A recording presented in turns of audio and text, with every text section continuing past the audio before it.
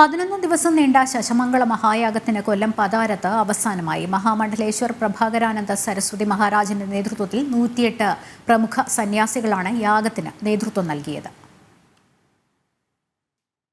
കൊല്ലം പതാരം മാ വൈഷ്ണോദേവി ശനീശ്വര ദേവസ്ഥാനത്ത് 18 സിദ്ധയോഗികളുടെയും ശനീശ്വരന്റെയും തിരുസന്നിധിയിലാണ് 11 ദിവസം നീണ്ട മഹാരുദ്ര ശശമംഗള മഹായാഗം നടന്നത്.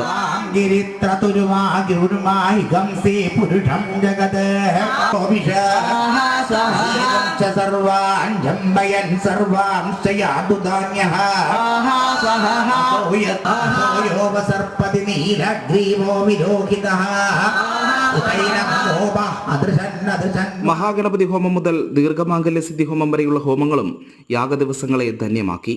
ഹൈന്ദവാചാരങ്ങളുടെ പൂർണ്ണതയിൽ നടത്തിയ മഹായാഗത്തിന് യാഗശാല അഗ്നിക്ക് സമർപ്പിച്ചതോടെ മംഗളകരമായ പര്യവസാനം.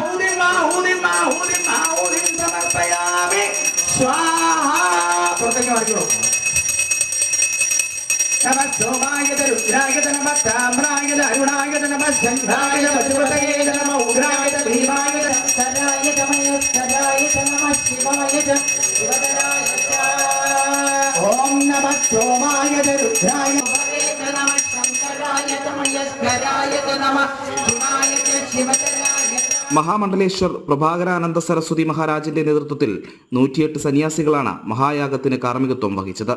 ജഗദ്ഗുരു ആദിശങ്കര ഭഗവത്പാദരുടെ അനുഗ്രഹത്താൽ ശങ്കരാചാര്യ സ്വാമികളുടെ പരിപൂർണ പരമ്പരയിൽ യജുർവേദ അനുഷ്ഠാനത്തിൽ തൈത്രീയ സംഹിതയുമായി ബന്ധപ്പെട്ട ശ്രീരുദ്ര മഹായജ്ഞം അതിമംഗളകരമായ ശശമംഗള മഹായാഗത്തോട് ചേർത്ത് പരിപൂർണ വിജയമായിട്ട് നടത്തിയതായി പതാരം കൊല്ലം ശൂരനാട് പ്രദേശത്ത് പരമപൂജനീയനായ പരാഭട്ടാരക ചട്ടമ്പിസ്വാമി തിരുവടികളുടെ പരമ്പരയിൽ സന്യാസം സ്വീകരിച്ച സ്വാമി ശ്രീമദ് മാധവ രാജേന്ദ്ര തീർത്ഥപാദജിയുടെ അനുഗ്രഹത്താലും അദ്ദേഹത്തിൻ്റെ അനുവാദത്താലും അദ്ദേഹത്തിൻ്റെ തപസ്സിനാലും സന്യാസി സഭയും അഖിൽ ഭാരത സന്ത് സമിതിയും ആദിശങ്കര അദ്വൈത അഖാഡയും ധർമ്മപരിഷത്തും ചേർന്ന് പൂർണ്ണ വിജയമാക്കി തീർത്തതായിട്ട് ഞാൻ സ്വാമി പ്രഭാകരാനന്ദ സരസ്വതി മഹാമണ്ഡലേശ്വർ ദക്ഷിണ ഭാരതത്തിലെ ആദ്യ മഹാമണ്ഡലേശ്വർ എന്ന നിലയിലും അഖിൽ ഭാരത സന്ത് സമിതിയുടെ ദേശീയ സെക്രട്ടറി എന്ന നിലയിലും അഭിമാനപൂർവ്വം അറിയിച്ചുകൊള്ളും.